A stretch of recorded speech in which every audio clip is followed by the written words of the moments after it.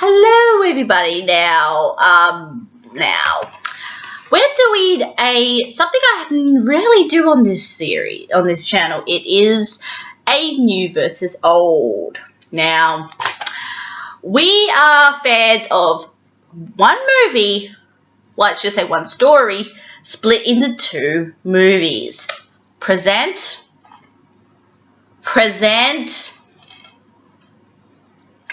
Yes, the Three Musketeers, which I did mention in my Pompeii review. Now, these are from two different production companies. One from Disney, the other. And I do believe this is a Summit.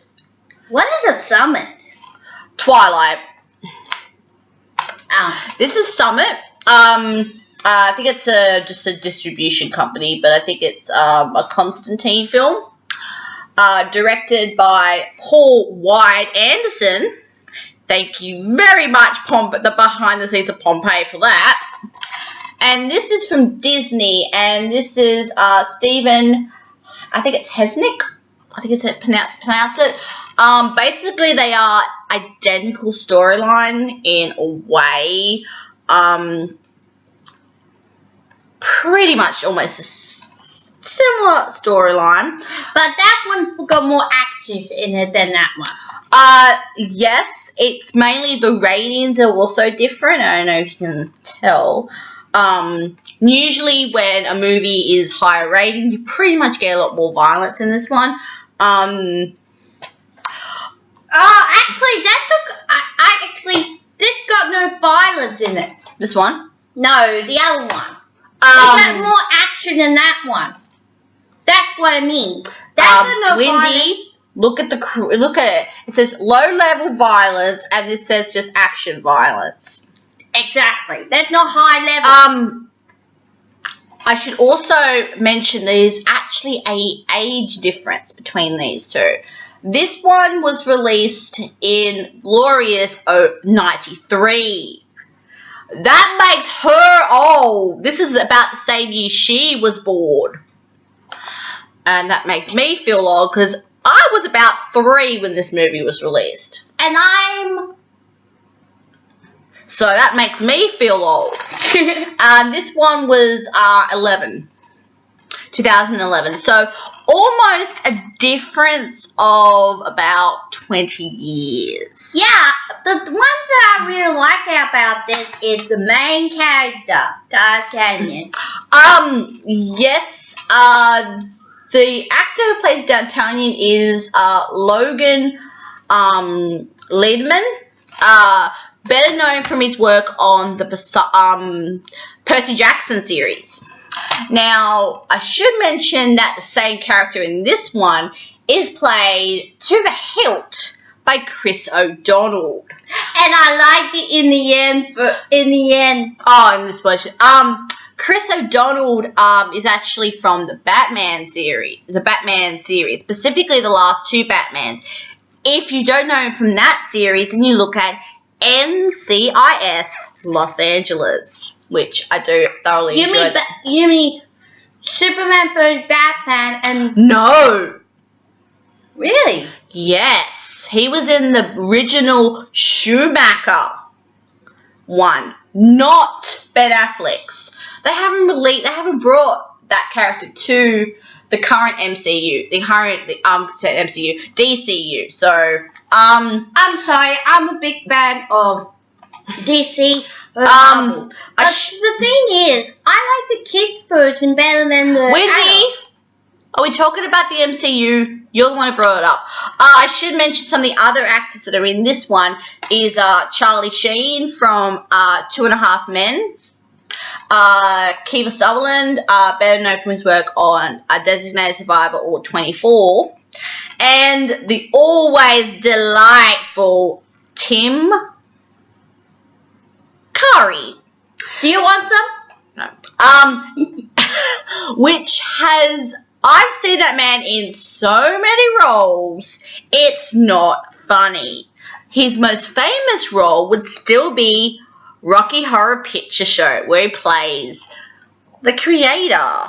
What on earth are you talking about? You've never seen? No! Where he plays the villain in that movie. He pretty much plays the villain in this one too.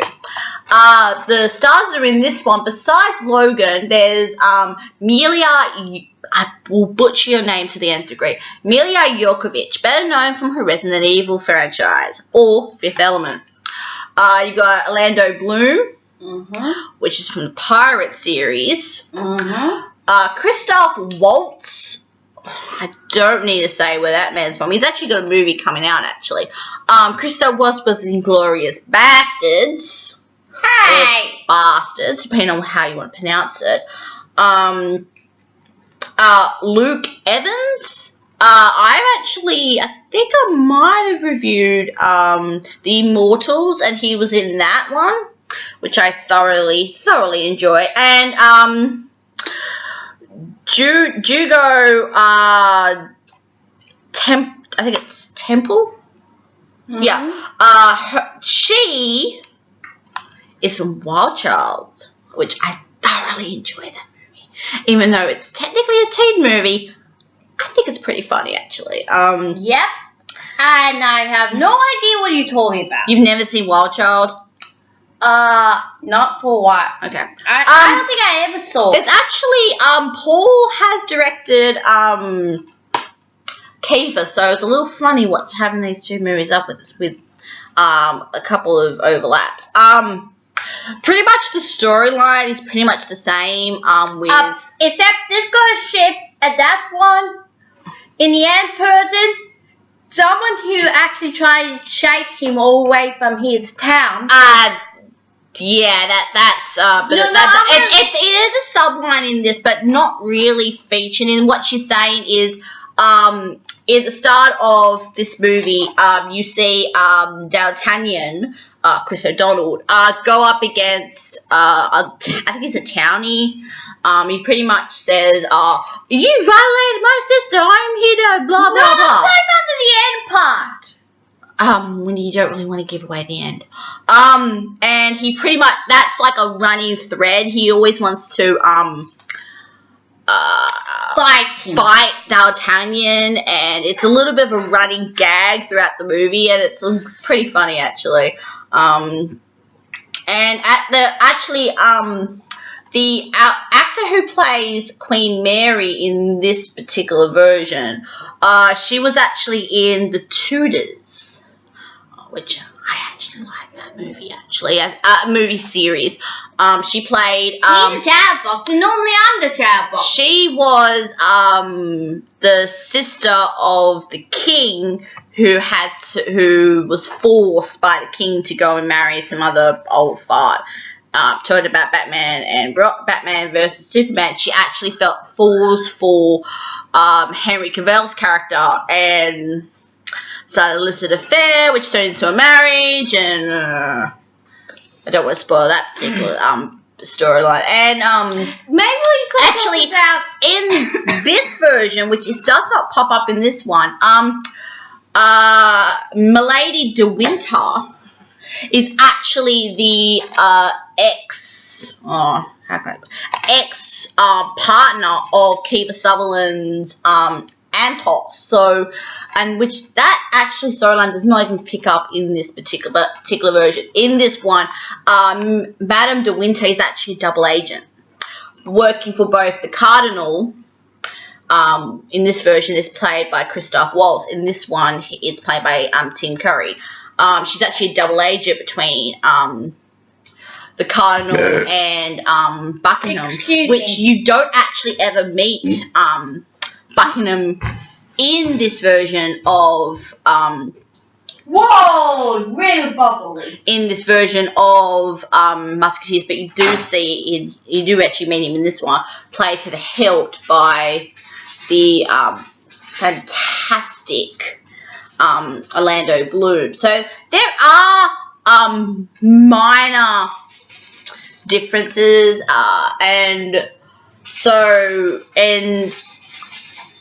I think this version, if you do like a good swashbuckling action movie, then I think this is probably the one for you. It's a lot more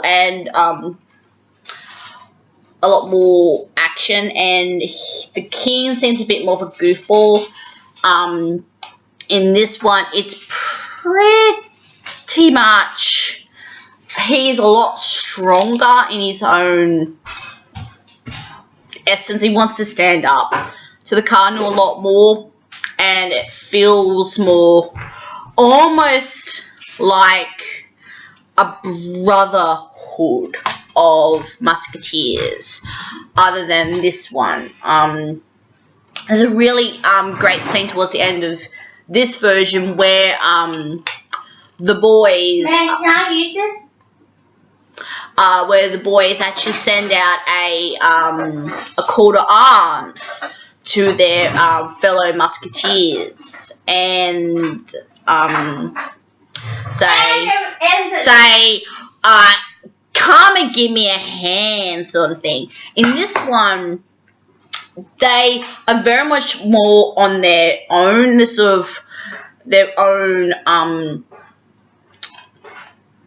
agents, sort of thing. They feel more like agents of the crown, and pretty much can do whatever they goddamn please. And they feel more like renegades.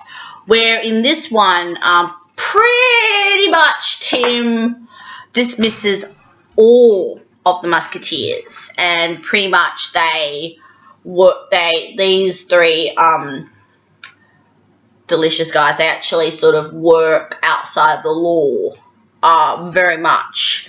So now you're probably thinking which one I personally prefer, I should say. Sorry, Disney fans. I should say thank you, Disney fans. Sorry, Paul. She's giggling because she prefers that one. Did you actually see that in theaters? No, actually I didn't. Oh, I thought you might have. I don't remember. You know how bad my memory span is. That's true. I actually originally saw this on Foxtel, and I thoroughly enjoyed it. And I've been wanting an excuse to find that. I found it at one of my local secondhand stores. No, you didn't. It wasn't local. Because our local is Power. You know what I mean. We actually bought this at a normal DVD store. So what do you think of the two movies? And I know these aren't the only versions of this storyline around, but they're just the two we own. So well, actually, I think there's more than it's a bit like Christmas Carol. Yeah, I believe there's also a TV series based on it as well. What? Where? Oh, I think it's BBC One has it. Damn it!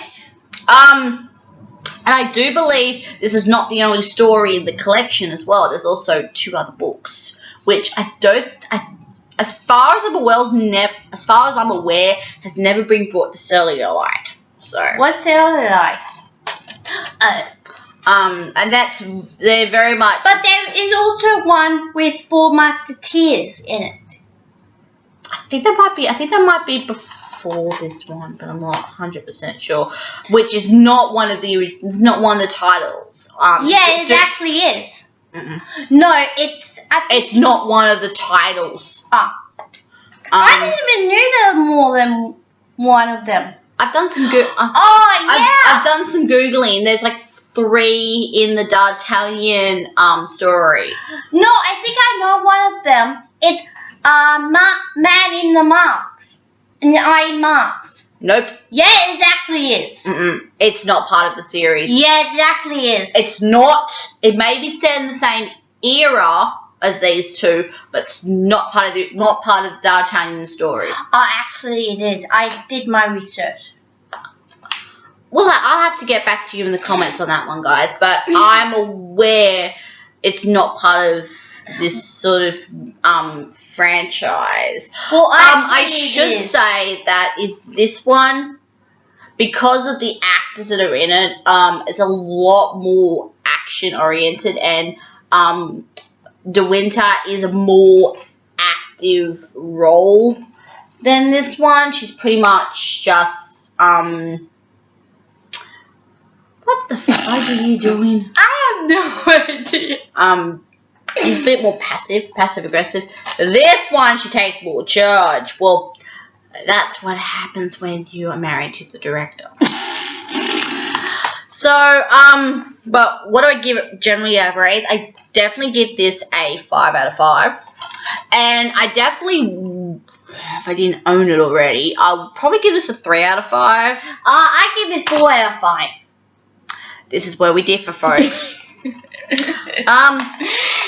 If you've seen either of these versions, what do you think of them? Do you love them as much as we do, or do you prefer another version? So leave them down in the comment section below, and I will definitely get back to you.